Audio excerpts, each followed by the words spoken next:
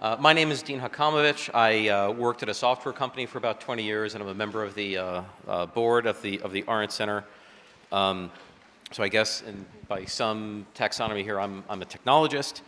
On my left is Mr. Soltani, who is currently serving as the chief technologist for the Federal Trade Commission. He is a researcher focused on privacy and security. He co-authored Washington Post's series on the NSA, which was awarded the 2014 Pulitzer Prize for Public Service, among several other prizes.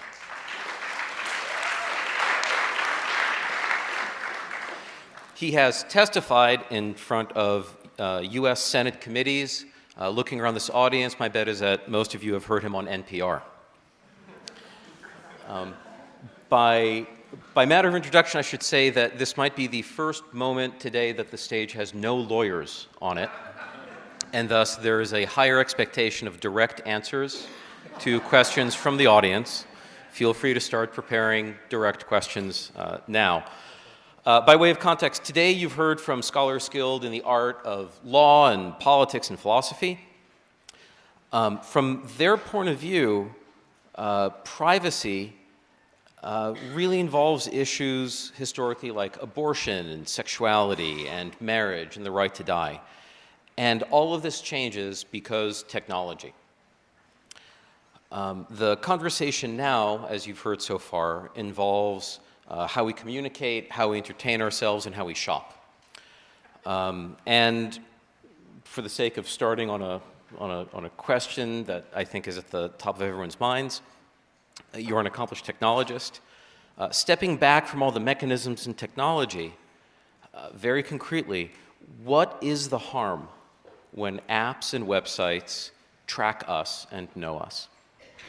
Great. And I have to say, well, thank you for having me. And I have to say the views here are my own.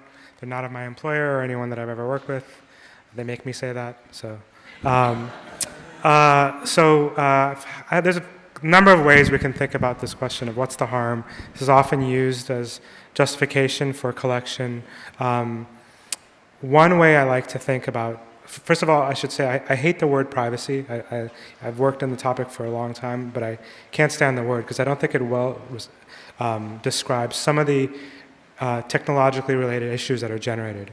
For me, I tend to think of things as information and information asymmetries, right? Oftentimes the concern is that someone has some information about me that either can be used to take advantage of me, to harm me, to exert control over me, and sometimes I know that they have that information, other times I don't, and the difference in the amount of information or how that information is used is what creates the harm. And one way I've often liked to think about this issue in the area of data is around, and some of you may have heard me talk about this before, is to use a metaphor of nuclear radiation, right? And this seems like a far stretch, but I'm just going to kind of work with me for a second. So radiation exists all around us, just as does information, right? It's out there. We exude it from just walking around. The lights around us, the sun, our reflections, and by itself, it doesn't exert kind of too much harm. We can withstand some amount of radiation without any adverse effects, right? But if someone were to take that radiation and aggregate it, bring it together and enrich it to enhance it with additional data, then that radiation, that in itself has some potency, some potential for harm. It can be used to create energy and a great potential for good. It can be used to create weapons and a great potential for bad. But simply even just the aggregation and creation of this potent form of potent form of energy can cause harm in the form of breach or risk. And that's how I like to think about information, right? So there's information about all of us from almost all of our activities, walking through the street, interacting, shopping, etc. And for a long time, that information was ephemeral. It would not be collected. It would not be aggregated. It wasn't directly linked with us. The store owner knew that person bought a pack of cigarettes, but they might not know you by name. They could not tie it back. But a lot of that has changed now. with the drive of advertising, with the drive of commerce, with the drive of just kind of the digital exhaust created by technology, just data logs, just by interacting with websites and services. There are now logs that link back all of this ephemeral behavior into ways that can be linked back to us and used in ways that could potentially hurt us. Either they can also benefit us, they can help us shop better or advertise to us better, but they also have the risk that someone will get access to information and use it in ways that we don't agree with. And so that's a long-winded way of saying what's changed is that ephemeral nature of information is now gone, and with it comes the risk of some information being used or aggregated or put together in a way that we don't desire it. So over the course of today, we've heard about many different job candidates for the role of Big Brother. There's government, my employer, private corporations, schools. We've heard a little bit about individual malicious actors, much less foreign governments. Who did I miss, and how do you think about them? Again, it goes back to the earlier point.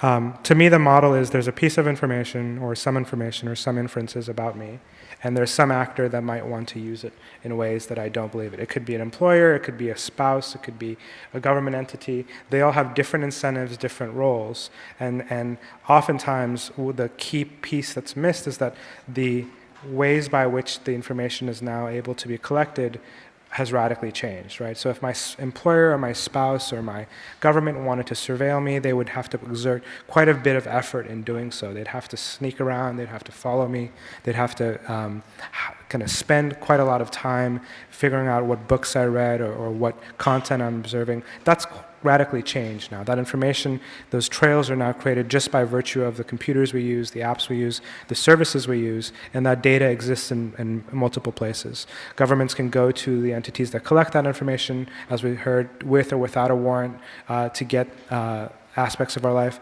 People can compromise our accounts, our account histories, our computers, and get insights to where we've gone and what we've seen. And that math has changed such that independent of who the actor is, the risk to me is now greater because there's this data trail. Does that? It makes sense to me. We'll see in the QA if that works. And I think just one specific example is, someone could see that you're shopping for something, and different actors might lower the price to try to compel you to finally make the purchase, or an actor could choose to raise the price and profit perhaps less than fairly from it. That's right. And so part of that ambiguity, I think, comes out in your view. You're leaving gray room. That's right. And I actually, I also work for the Wall Street Journal, trying to show some of the ways where information about us online is used. And one of the findings, we found different sites. We found sites charging different prices to people based on where they were located, what other sites they'd been to. One example was, depending on how far you were from a competitor's store, the Office Depot, for example, Staples would charge you higher prices for things if you were further away from a store, even though you're making those purchases online. And we found ways to manipulate where Staples thought we were in order to get lower prices for the same good. But they're able to make inferences and then use those inferences to charge people different prices. And so that's one way that information might be used. In classical economic terms, that's known as willingness to pay. They know your willingness to pay, or they can manipulate it such that they find your reserve price and extract maximum revenue from you, and they get essentially most of the social surplus. So this is just my reminder before asking the next question. If you have questions, please prepare them, be ready. Again, there's no lawyerly preparation here. So this is a request for a war story. Could you describe the most interesting or provocative case or situation that you were involved with? Sure. So I took a couple of notes of things to remind me. But I would say war story is for me, surprisingly, I don't have a lot of strong opinions of how things should be with regards to privacy, although, my fundamental kind of reference point is transparency or understanding. And to me, the most salient examples are things where either I did not know or people that I was working with are not aware of particular practices. And so hopefully by now everyone knows how the internet works and how the web works and how, when you browse online, in addition to the website you're visiting, other websites are tracking you and setting cookies on you in order to uniquely identify who you are, to then track you across multiple sites. So if you like pet food here and you go to a different website, you might like ads, they might show you ads about pet food, etc. So that's, 5 years ago, that was not that well known, and especially in the mobile environment with the degree of location information also being transmitted to third parties. But I think more and more we're seeing kind of new innovations in technology that I think are interesting that people would not be aware of. For example, how many people are aware of location tracking in malls? Do you know how this works? Does anyone raise a hand of? So get a number of people. That's good. So essentially, when you walk around major malls and major coffee chains and salad food chains, for example, they employ a technology called mobile retail tracking, which involves installation of devices in the mall or in the store that essentially look for emanations from your cell phone. So your cell phone's on, it's constantly either talking to a cell phone provider like AT&T or T-Mobile, or your Wi-Fi signal is on. And these companies will use those emanations to then identify your location in the store, whether you're a repeat visitor, perhaps other stores you've gone to, and they track you. And so that's not well known, but that's a technology for the purposes of, for example, providing better service to you at the store. So that to me is, again, one of these things where I don't think it's in the public debate, I don't think people realize it, but there are records of your visits to multiple stores just by virtue of your phone being on. Another one, for example, that I'm interested in is this move to what's known as cross-device or cross-channel tracking. So in the retail space, companies want to know when you see an ad on your phone and then you later go to your laptop computer and you buy it, or you read something on your tablet and then later you sign up for a service on your mobile phone. This is known as cross-device. They want to know that you're the same user across the same device, so they can do things like measure how many ads you've seen, measure the conversion of those ads when you've clicked on something and purchased something. That's called a conversion. And so the technology they use to do that, some is obvious, right? So some of the big players just rely on you being signed in to, say, Google or to Facebook on multiple devices. You know you're signed in on those two services, so it's not surprising that Facebook knows when they show you an ad on your mobile device and you later see it on your desktop, you're the same user. Some of the other techniques are much more surprising. They rely on behavioral habits, like your devices are in the same location at the same time, or you browse the same types of websites at the same hours of the day. One of the most surprising and interesting approaches to this, or techniques that I've seen, is essentially using ultrasonic emanations from your phone to your other device. So ad libraries, so advertising libraries that are embedded inside your mobile apps will essentially emit a silent pulse out of one phone, and then the other phone's microphone will be constantly detecting that any So just to be clear, your devices are talking to each other about you? They're just emanating, yes, that's right. And they're both doing it at the same time, and all of our devices are doing it. So they would have one data point, which is all of us are in this room together. But then later on tonight, only my other two devices, my personal phone and my cell phone, will be together. So they'll know, well, those are two data points. And over time, they can attribute those two devices as hanging out together or associated together based on the fact that the two phones are silently communicating.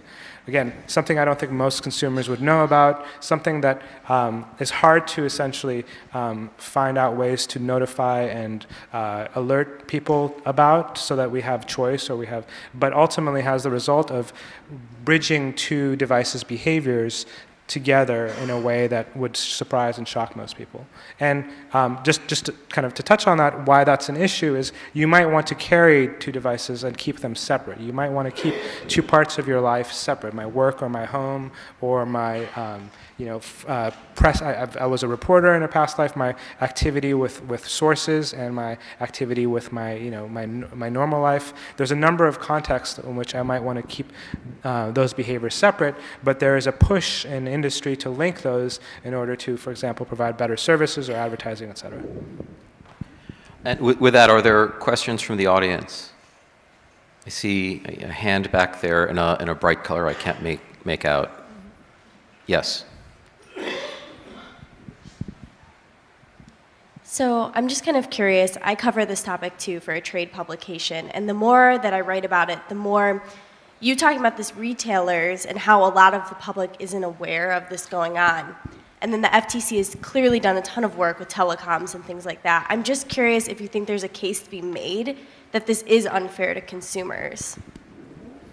Yeah, I mean, so folks don't know, so the FTC, our authority is unfair and deceptive trade practices. So we can go after companies that are purely deceptive for the purpose of they lie to you about privacy practices. For example, in the area of privacy, we brought cases against Google and Facebook, Twitter and others for example, making representations to you about how your information will be used and then going against those representations and selling them or exposing your information. That's deceptive. That's kind of an easier hook. Unfair has kind of, it's not unfair in the natural way we think of unfair, but there's a bunch of legal thinking around what is unfair, and it's a practice that can't be reasonably avoided, doesn't have countervailing benefits, and does cause or likely to cause harm. And again, back to our original purpose or original question, what is the harm in collecting information?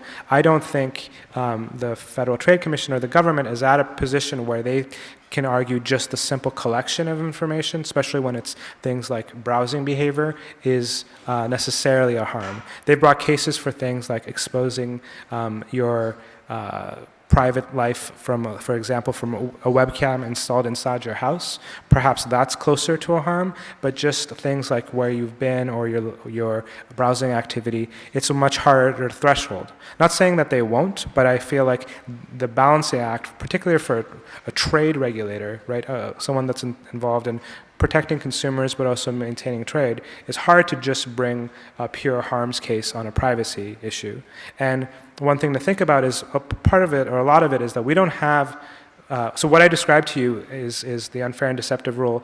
We are the primary privacy enforcer in the US. And so if that seems like a weak hook, that's because we in the US don't have baseline privacy rights regarding information as one does in Europe. Right? We don't have a framework that says, I cannot collect your information. Right? We have a framework that says you should give consumers some notice and choice if you collect their information, but you don't have to. And that oftentimes, if there's a market benefit, you often have a trade-off.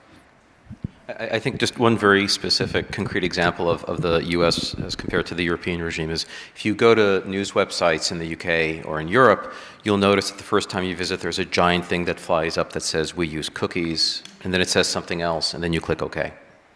And then you move on.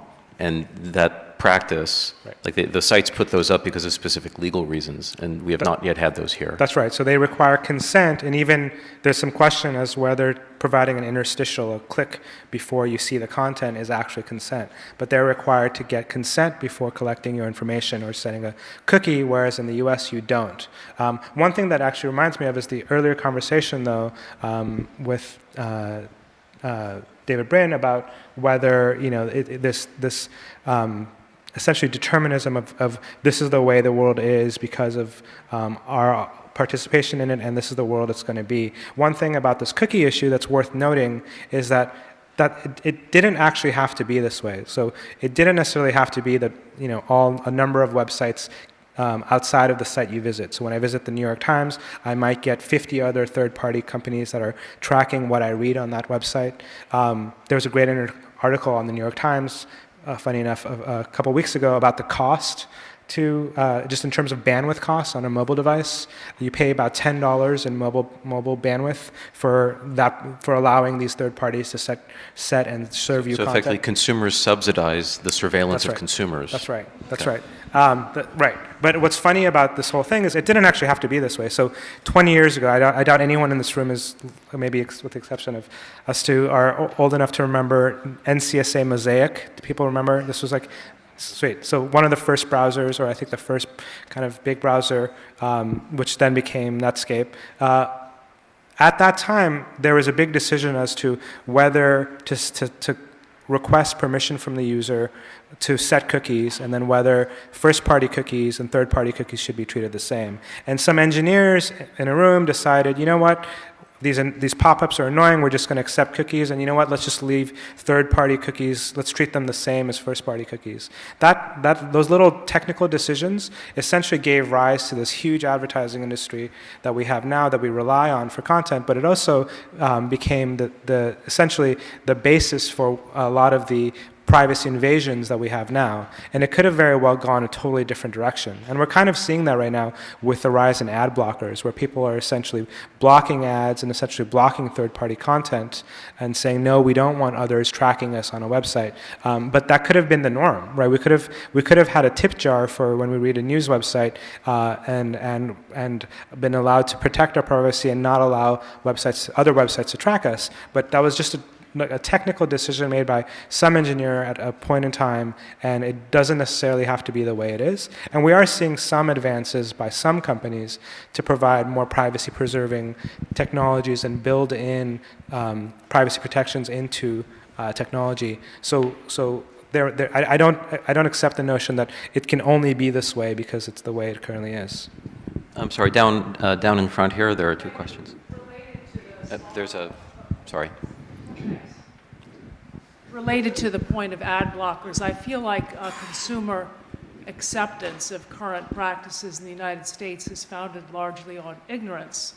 And as soon as we learn, oh, wow, cool, I can actually download something to block the ads, what a pain. Okay, it's on my to-do list. I'll do it next week. I have to figure out how to do it, and I'll get around to it because it's I have to affirmatively opt out of it, which makes it difficult. So if you don't view this question as too much of an intrusion on your personal privacy, I'd be very curious to hear how you conduct your personal technology affairs and hygiene. And if you're super scrupulous because you're the most educated kind of consumer, and maybe how would we all behave in a world of perfect information? Right, and so three things, actually, that I can talk on. One, absolutely, you could argue that this ecosystem exists because of the lack of awareness, and some of the examples I described earlier around mall tracking or cross-device tracking, I suspect there's not a lot of awareness. And one thing we have to realize is that's going to always accelerate, right? That the incentive is on the side of companies, right? So it might be worth, even if I value my privacy enough for $10 worth of privacy to install an ad blocker, right? As an individual, each of us would have to make that determination. Whereas a large multi-billion-dollar company that relies on ad tracking, for them to figure out the new technology to track you, they have a $50 billion incentive, right? So unless we all decide in unity that we believe this is an important factor, they always will have much more incentive. It's the collective action problem. Two, to the degree that people are making individual decisions about ad tracking and ad blocking and their privacy preferences. One might argue that so to your example of you finally decide to install an ad blocker, right? You value your privacy enough at some point to bother downloading it and install an ad blocker. What happens when this website says we won't show you the content unless you disable your ad blocker, right? Which is actively happening. Which is actively happening. With the websites now, if you have an ad blocker, will say, sorry, we won't show you the content, you have an ad blocker installed, right? Do you care about your privacy enough to then say, oh, okay, I'll either uninstall my ad blocker or pay you or sign up for a service, right? And so that's the next level, and it's a constant test to see how much do we value our privacy. I think we can try to create an environment which is the other side of the same coin or whatever, which is perhaps figure out, is there a number with which we could convince publishers to rely on our payment rather than tracking and advertising. And just a small aside, has anyone heard of Google Contributor? Do people know this? Raise of hands. So this is a funny project. So Google is actually hedging their bets. There's a project called Contributor, which is a small skunkworks project which you can sign up for, which you can pay $5 or $10 a week, I think the number is, to Contributor, and Contributor will pay publishers small micropayments that are part of the network in exchange for showing you less ads. So they're already experimenting with this. Granted, you have to trust Google to do it, and you have to then, it's only a subset, but it's interesting that people are exploring alternative models, and I'm not sure if that's better or not, but that's just, I'm sorry, it also appears to be in direct response That's right. to the increased use of ad blockers. Ad blockers, that's right.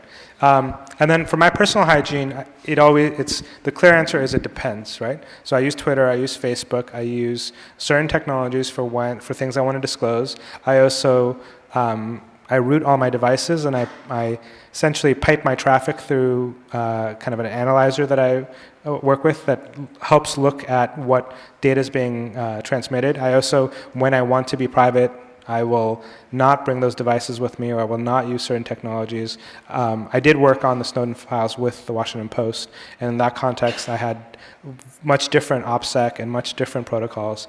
But ultimately, finally, there are things that I won't do online, right? And to me, it's more a question of an incentive. If there are certain things that either nation-state actors would want to find or find out about that I feel like I don't have the resources to defend against, and in those contexts, I won't do those things online or in a digital manner. So I just want to, one other bit, however you feel about ad blockers, when you read up on them and you discover that some ad blockers actually accept money from publishers to let certain ads through, you realize just how complex the situation is. Right. And it always seems to get more complex the more you look. And there was a response earlier, which was that there was a fantastic question about whether, as technology becomes more pervasive, that the laws need to get nuanced.